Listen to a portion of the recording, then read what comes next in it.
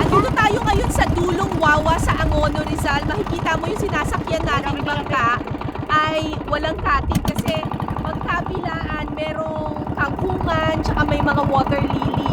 Actually, itong bahaging ito ng ilog ay karugtong ito ng Pasig River at mapapansin niyo na yung tubig dito medyo maitim kasi galing pa raw ito sa agos ng floodway.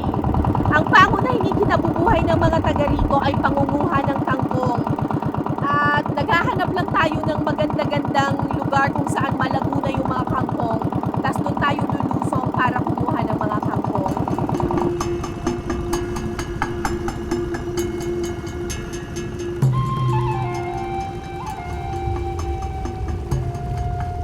Ano yung hinahanap natin kangkong? Puti po, mahaba. Kulay puti na mahaba. Ay! Yun ang problema kapag walang katig. Kailangan matindi yung pagbabalansin gagawin mo. Malayo pa kuya? Yan lang po, yan lang po. Dyan na banda.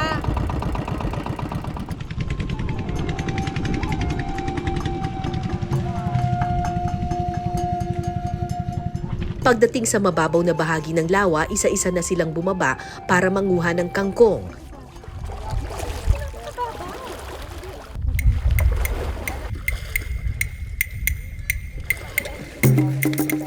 Batong sa kambing. Dito ko nakilala si Ate Lori Jean, mahigit isang dekada nang nagkakangkong. So, ang kota namin ngayon ay kailangan makagawa kami ng tig sa 10 tali. Kasi yung isang tali ng kangkong ay nagkakahalaga ng 3 piso. So, kung makasampu ako, 30 pesos yun. Pero, hindi pwedeng bara-bara ka lang kumuha ng kangkong. Kailangan malinis daw siya tsaka maganda yung pagkakakuha mo. Ewan ko kung papasa itong tali na ginagawa ko.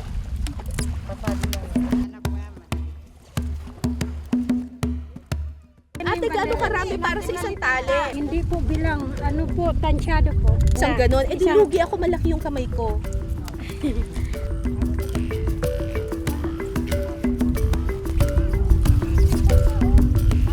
Mula alas 8 ng umaga hanggang alas 5 ng hapon, sama-sama silang nag-aani ng kangkong.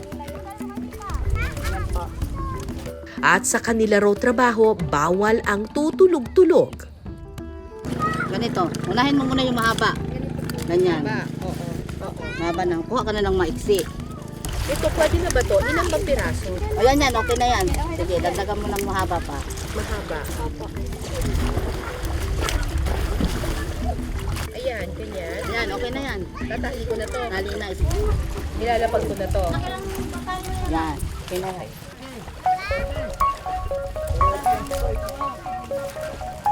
Actually, sa unang tingin, parang iisipin mo madali lang yung trabaho kasi madali lang naman pitasin yung kangkong. Pero, meron kasing standard daw yung mga tindera. Meron silang mga nire-reject. Kailangan magandang-maganda yung pagkakasalansan mo dun sa mga nakuha mong kangkong. Otherwise, wala. Mapupunta sa wala yung 3 pisong tali mo.